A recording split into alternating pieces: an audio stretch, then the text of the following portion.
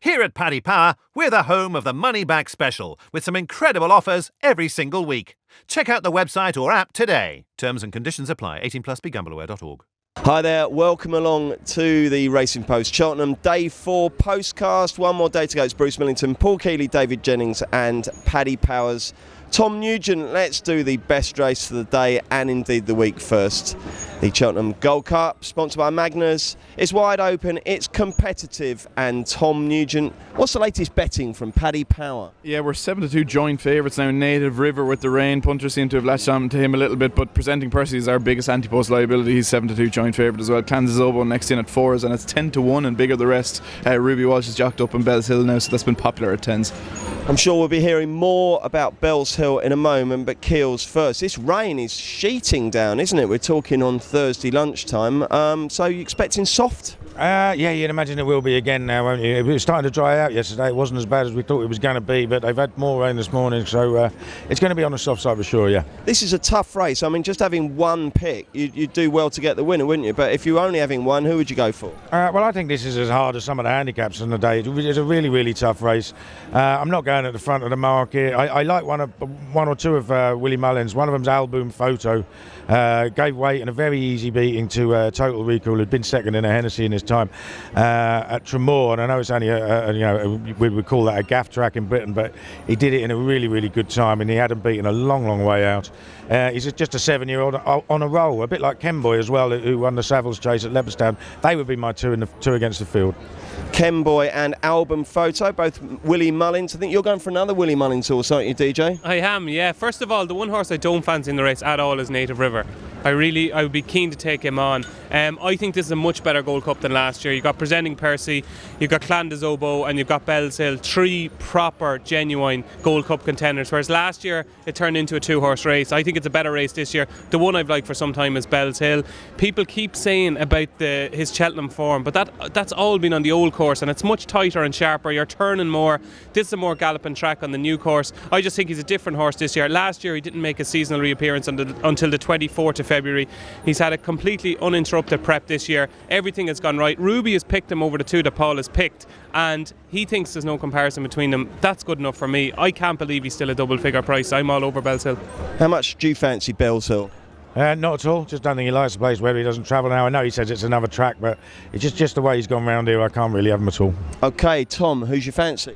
I'd be in a similar camp. I don't think enough has been said about how hard of a race Bells Hill might have had the last day, and it probably hasn't been highlighted enough. Now obviously Ruby's gone for him, so he'll be popular regardless, but the one against the field, if you were to look away from the top of the market, a Shattered Love is in there 28-1. She travelled through the JLT like she'll stay really, really well. She struggled to get her head in front this year, but I thought she was interesting for a 5 at a big price. OK, let's talk about some of the others ahead of the market. Presenting Percy, Kills. I just have this feeling that it's not preordained, because racing doesn't work like that, but he's a man with a plan, isn't he, Pat Kelly? I mean, can you see it coming off? Yeah, I mean, it's a strange plan. It's a much different plan from the previous 2 years when he ran loads of times. Not running over fences for a whole year, that wouldn't do it for me at all, to be honest. But I mean, he knows what he's got in the yard. But the thing is, the race has actually become harder to win rather than easier while he's been in his box. We've got these horses come through, and to me, he now doesn't have anywhere near the best form in the race, and he's still joint fav. Pick up tomorrow's race and post, because there's actually a quote from Pat Kelly. Really? Tony O'Hare managed to find and talk to the main man. And what did he say? Sod off, I'm not talking to you. I haven't seen it yet. What about Clandas Oboe? He's got a little short, hasn't he, DJ? He has, yeah. I just can't believe how sweet Tom Siegel is on him. Like, you did previews with him as well, and he's talking about winning 3 Gold Cups, that he's as good as Cotto Star. Unbelievable stuff coming out of his mouth, and obviously we all respect him, so you have to take that very seriously. I just wonder what his form amounts to. The last day against Terraford, he was very impressive and he jumps well. I thought the King George completely fell apart. He could be an exceptional racehorse, but I think at the moment, looking ahead as potential Gold Cup winners, I think next year top of the game will be better suited to a Gold Cup than Clandas Oboe. I'll tell you what, I'll do a real big difficult test. The 1, 2, 3 in the Gold Cup. Tom Nugent. Presenting Percy, Bells Hill and Shattered Love. DJ. Bells Hill, Presenting Percy, and I'm going to go Thistlecrack third. Okay. And what? What? He'll be jumping the last when the leaders go over the line. He'll be exhausted. No, I'm going to go Alboom, Photo, Kemboy and Native River, who will just stay on into the prime. That was disrespectful. Oh, it was funny. Right, let's do the first race on the card. It's the Triumph Hurdle, and Sir Eric has been a warm order for a long, long time now for Joseph O'Brien. Just how short is he now? Even money in 7-1 bar. He's the absolute lock for Irish punters, and if we can get him beat, we'll be doing very, very well.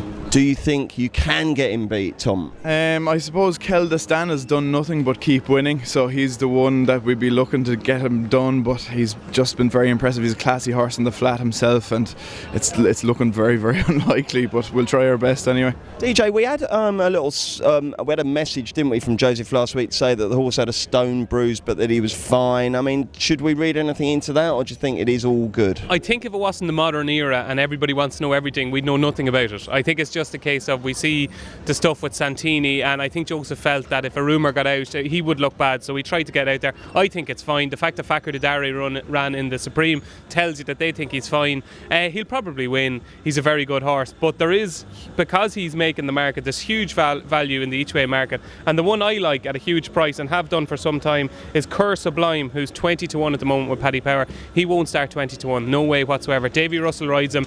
Now, he did a piece of work last week with Battle Over Diane, and Keith Donoghue rode him in the piece of work, and he said he worked a bomb. Now, that doesn't look too good now after Battle Over Diane was pulled up in the Ballymore, but he's been crying out for soft ground all year. He's going to get that. If there was one race all year that's made for Cur Sublime, it is the Triumph, where they're going to go quick. He's a good jumper. He could have 3 wins over hurdles to his name. He's been a little bit unlucky. I'd advise people to take that 20-1. I don't think he's going to go off anywhere near that price.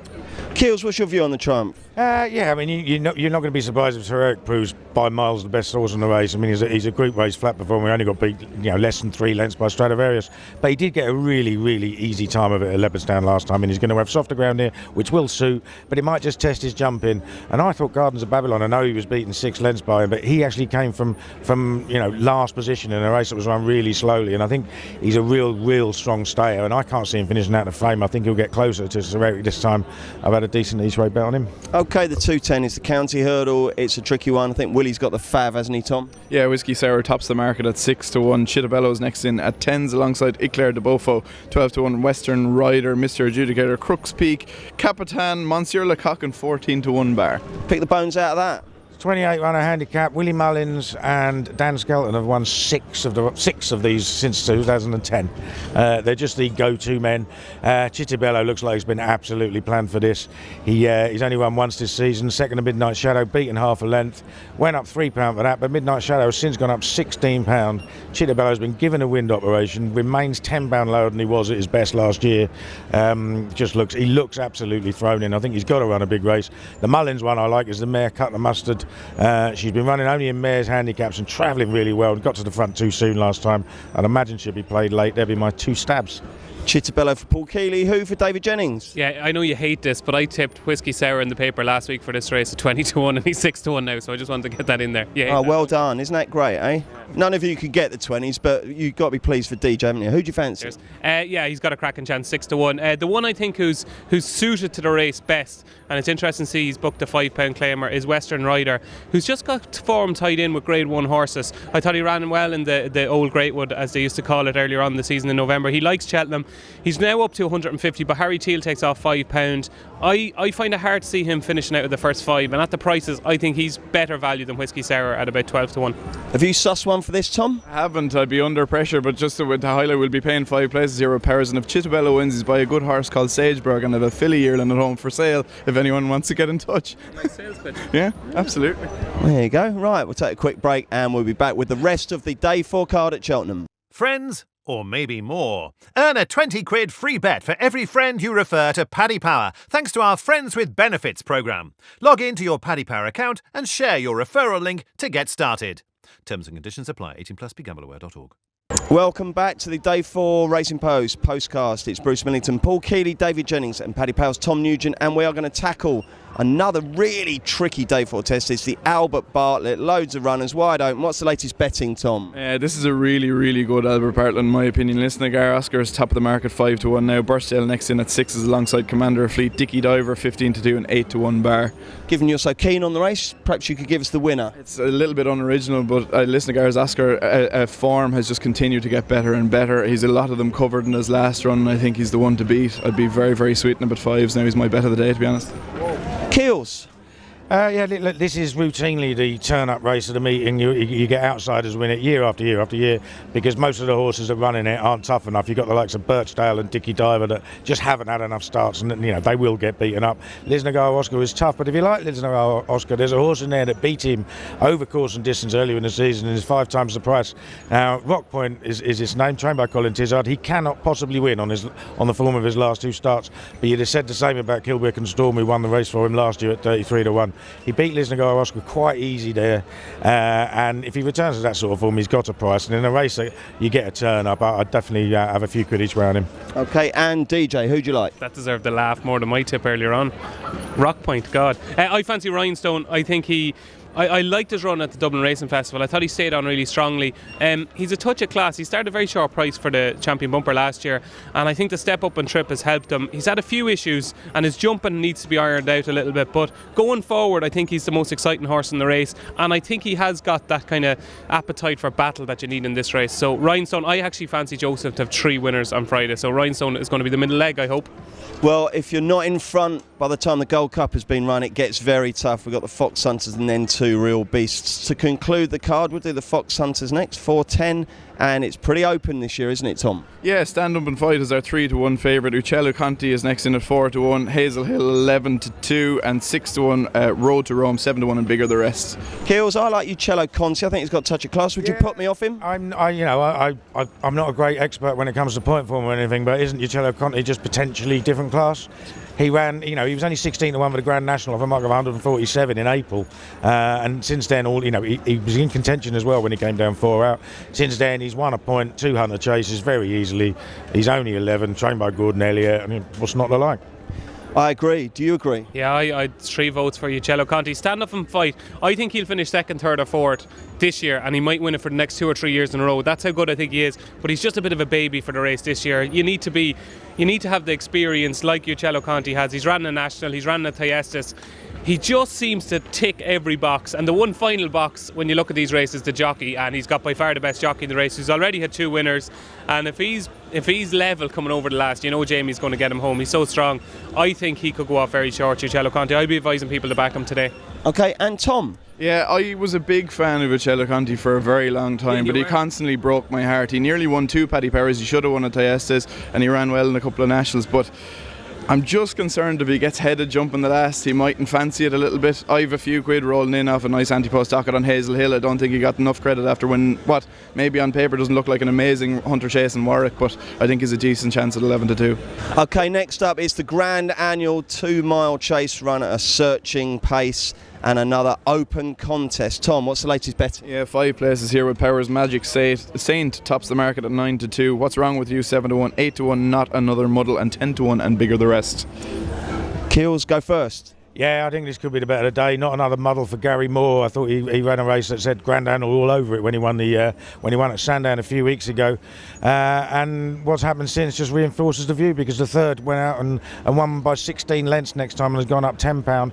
Makes Not Another Muddle look really, really well treated off a £7 high mark than the last time. He's only run 4 or 5 times over fences. He's won 3 of them. I think he's got a huge chance. Who do you fancy, DJ? Well, I've had 3 strong handicap fancies going into this week. As you know, we suffered together yesterday. Wicklow Brave. Wicklow Brave was one of them. Champers on ice today, and the final one is Le Parisienne, last year's winner. How on earth he's managed to get into this race off £1 higher than the mark he won so easily off last year is incredible. He's only ran twice over fences this season. He started off the campaign chasing home Silver Streak, who was placed in the Champion Hurdle, trying to give him £12 in the Welsh Champion Hurdle. That now looks an incredible performance. The ground has come right. He's won the race before. He knows what it takes to win a handicap around here, and he should be favoured. I can't believe he's not favoured. I think he'll win. I'd be very, very sweet on him. I'm taking on Paul once again. And Tom? Yeah, if Paul Keeley fancies Not Another Muddle, it's good enough for me. Now, you could argue maybe he's not that well handicapped because he's just been progressive, but I think he could be very interesting. Anytime you see Gary Moore with one down the bottom of the weights, it's always one to take note of, so good enough for me. Okay, this wonderful marathon week concludes with the, it's the Martin Pipe, isn't it? 5:30. So if those of us who need to get out of trouble can do so. Let's see how they bet, and then we'll get the tips off the lads. Tom, what's the latest on the Mighty Pipe? Yeah, 5 places here again with Powers. Dallas is picked on tops the market for us, and we're very exposed to him as well. He's 3-1 favourite. Early Doors next in at 7-1. Cartwright at 10s. Pim 12-1 and 14-1 in bigger.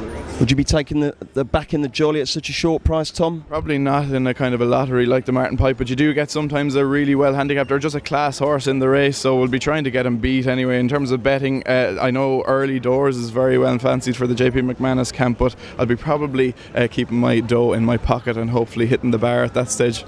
Oh, that's the last place I'll be going to the bar. I need to detox for about 3 weeks. You're going out with Alistair Down on Saturday, aren't you? Yeah, finishing in style. Good luck with that. Who's going to win the Martin Pipe? Early Doors. Early Doors was third in the race last year. I think he hit a low of 1.24, something like that in running. He looked like he was going to win coming down to the last, and then just got a little bit outstayed on the ground. I think he's a year older, he's a year stronger. He's been campaigned, interestingly. He's been campaigned in Grade 1s against Apple's Jade. He finished third to Apple's Jade in the Hatton's Grace at Fairyhouse, and then he was second to her at Christmas at Leopardstown over 3 miles.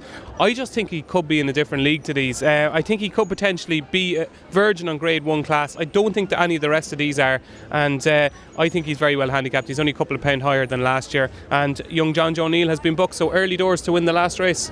Keels, sign off with a good one. Yeah, two. I like. One of them has got Grade 1 form. Get a Reason was third in the Grade 1 at Nace in January. I just think he's got some pretty decent level of form, and he's rated 140 for Willie Mullins. I think there's got a good shout.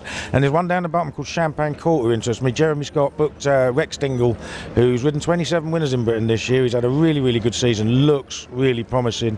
And he called Champagne Court an exciting prospect for the future earlier on this season. Hasn't quite gone that well. He's been fifth in a couple of Grade 2 races and then blew out when a short price for a handicap. But I just think he's an interesting horse off a very low mark. Okay, day 4 bankers. Tom. Lisnagar Oscar and the Albert Bartlett. DJ. Bell's Hill. Not another muddle in the Grand Annual Football. And which horse do you really not fancy on day 4? Kills. Bell's Hill. What do I not fancy? I don't fancy... Have a little think about Native it. River. Native River. Oh yeah, don't fancy Native River, no. We've got a little laugh there. It's like Top Gear, this, isn't it? Everyone's gathered round in the shopping village to What do you watch. fancy in the Gold Cup, by the way? I think Presenting Percy will win, but a mad price. I'm going to back Bristol Demai. I'm not going to laugh at you because I love the horse. Okay, right. Tom, which horse should we avoid on day 4? Stand Up and Fight in the Foxhunters. Okay, thank you very much, chaps. That is it for the Cheltenham Postcast, but we are back tomorrow to look ahead to the weekend. Join us on Monday when Maddie and the gang will be reviewing all this fantastic action and looking ahead to what's coming up. We've got golf on Wednesday, football on Thursday. Join us for all those. Thanks very much indeed. Paddy Power Games has over 250 of your favourites to play online, and we're going to attempt to name them all in this 10-second ad before the T's and C's kick in. There's Blackjack, 18+, begambleaware.org.